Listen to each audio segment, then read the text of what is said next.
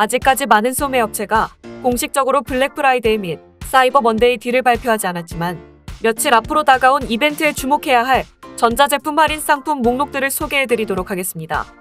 애플은 11월 26일 금요일부터 해당 제품을 구매하고 나중에 구매할 수 있도록 애플 기프트 카드를 받을 수 있습니다. 베스트바이는 블랙 프라이데이 딜에 매장과 온라인 모두에서 적용됩니다. 또한 블랙 프라이데이 당일날 상품 가격이 낮아지면 베스트바이가 차익을 환불해준다는 블랙 프라이데이 보증 프로그램도 출시했습니다. 보스는 가장 인기 있는 제품에 대한 45% 이상의 할인과 리퍼브 품목에 대한 추가 할인이 진행됩니다. 델은 노트북 컴퓨터, 모니터 및 기타 액세서리 최대 400달러 할인이 포함됩니다. 핏빗은 일부 제품은 최대 150달러까지 할인되며 50달러 이상 주문 시 무료 2일 배송이 가능합니다. 마이크로소프트는 일부 마이크로소프트 거래는 이미 진행 중이며 모든 제한은 11월 26일에 시작됩니다. 무료 배송 및 연장된 무료 반품이 포함됩니다. 플레이스테이션은 게임에 대한 큰 할인 외에도 플레이스테이션은 12개월 플레이스테이션 플러스 구독에 대해 33% 할인도 제공합니다. 혜택은 11월 29일에 종료됩니다. 삼성은 11월 26일까지 얼리 블랙 프라이데이 딜을 이용할 수 있습니다. 다음 뉴스입니다.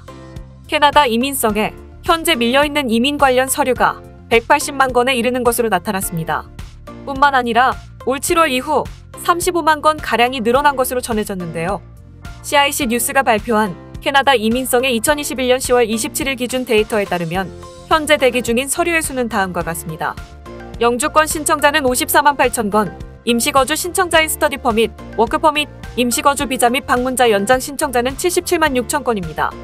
10월 26일 기준 캐나다 시민권 신청자는 46만 8천 건입니다. 대기 중인 총 이민 관련 신청서는 179만 2천 건입니다.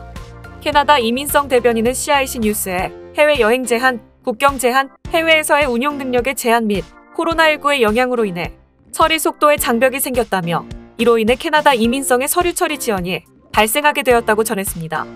또한 대변인은 지원자들이 직면하고 있는 어려움을 인정하면서 일부 지원자들이 지원서 처리에 상당한 대기 시간을 경험하고 있다는 것을 알고 있으며 처리 시간을 줄이기 위해 가능한 열심히 노력하고 있다며 우리는 그들의 인내와 이해에 감사하며 그들을 캐나다로 맞아들이는 것을 기대하고 있다고 덧붙였습니다. 다음 뉴스입니다. 지난 금요일부터 주정부는 BC주 일부 지역에서 비필수 운전자들의 휘발유를 제한하고 있습니다. 이는 남부 본토부터 호프까지 시투스카이 선샤인 코스트, 밴쿠버 아일랜드 지역을 포함합니다. 이 지역들 내에서 비필수 목적으로 이동하는 운전자들은 앞으로 열흘간 한 번에 최대 30리터까지 기름을 채울 수 있으며 이를 어길 시 2,000달러의 벌금이 부과될 수 있습니다. 마이크 파너스 공안부 장관은 대부분의 사람들이 올바른 결정을 할 것을 믿는다고 밝혔습니다. 또한 주정부는 주유소마다 휘발유 비축량에 제한이 유지될 12월 1일까지 남아있을 수 있도록 협력하겠다고 밝혔습니다. 주유소마다 이를 집행할 사람이 상주할 수 없기에 이러한 제한은 언어 시스템, 즉 자율시행제도인데요.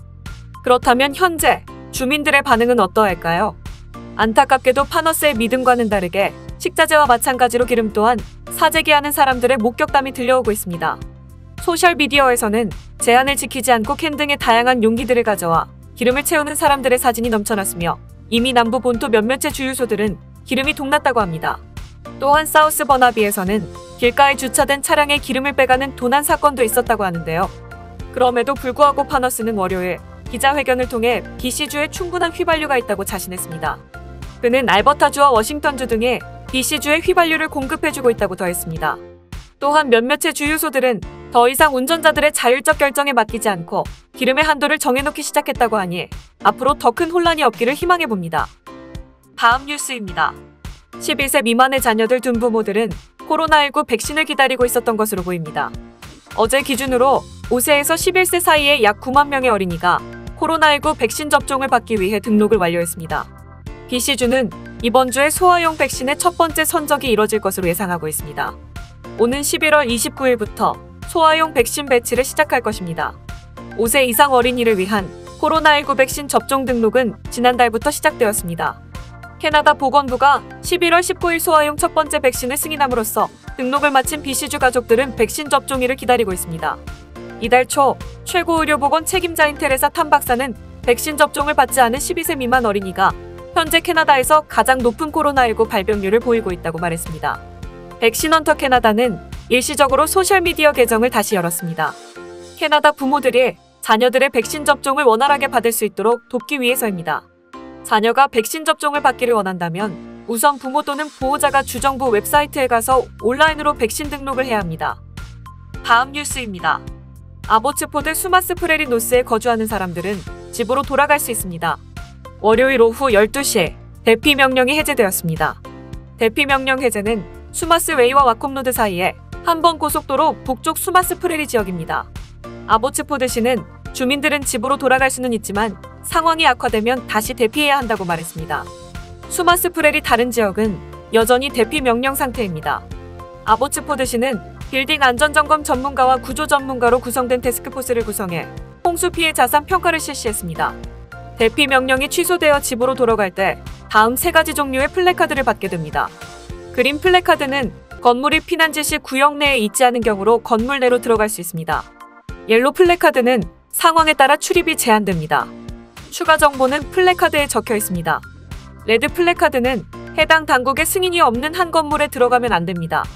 집 안으로 들어가는데 필요한 물품들은 플래카드와 함께 직접 배부될 것입니다.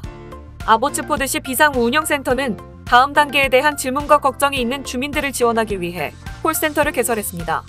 아보츠포드 헨리 브라운 시장은 오늘 오후 기자회견에서 수마스 리버 제방제건을 위해 밤샘 작업을 하고 있습니다.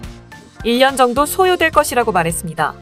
주말 동안 100명 이상의 캐나다군이 잔해와 배수로 청소를 도왔습니다. 다음 뉴스입니다. 지난주 금요일 다시 오픈되었던 3번 고속도로가 어제 월요일 오후에 다시 폐쇄되었습니다. 도로 유실 문제가 또다시 발생했기 때문입니다. 이 고속도로는 메트로 밴쿠버와 BC주 내륙을 연결하는 주요 노선입니다. 언제 다시 오픈될지 알 수 없습니다. 드라이브 BC는 어제 오후 12시 30분경에 3번 고속도로가 BC주 호프에서 프린스턴까지 양방향으로 폐쇄되었다고 트위터에 업데이트했습니다. 도로 유실은 173번 고속도로 출구에서 발생했습니다. 173번 출구는 올드 호프 프린스턴 웨이와 프론티지 로드 사이에 있습니다. 이로써 99번 고속도로가 일루엣을 통과하여 메트로 밴쿠버와 내륙을 연결하는 유일한 도로로 남게 되었습니다. 전문가들은 일부 노선이 다시 열리기까지 몇 달이 걸릴 것이라고 보고 있습니다. 다음 뉴스입니다. 힐 지역 경찰은 GTA 전역에서 발생한 여러 사건의 CCTV를 공개했습니다. 수사관이 현금 인출기 파손과 침입에 대한 3개월간의 조사를 마쳤다고 보고했습니다. 그들은 브램튼에서 2건의 수색영장을 발부했으며 증거물로 전동공구, 현금 및 옷을 발견했습니다. 11월 22일 경찰은 강도 혐의 중 하나의 보안 영상을 공개했습니다.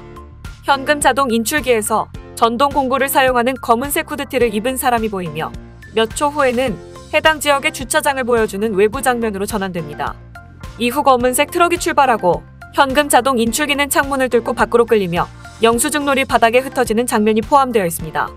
경찰은 브램튼에 거주하는 36세의 키스 브룩스를 27건의 범죄 목적으로 위장한 혐의 및 침입 혐의로 기소했습니다. 이 사건에 연루된 것으로 추정되는 한 명의 용의자는 아직 남아있으며 경찰은 그를 체포하기 위해 영장을 발부했습니다. 용의자는 같은 브램튼 출신의 36세 숀 무어로 밝혀졌으며 현재 수배 중에 있습니다.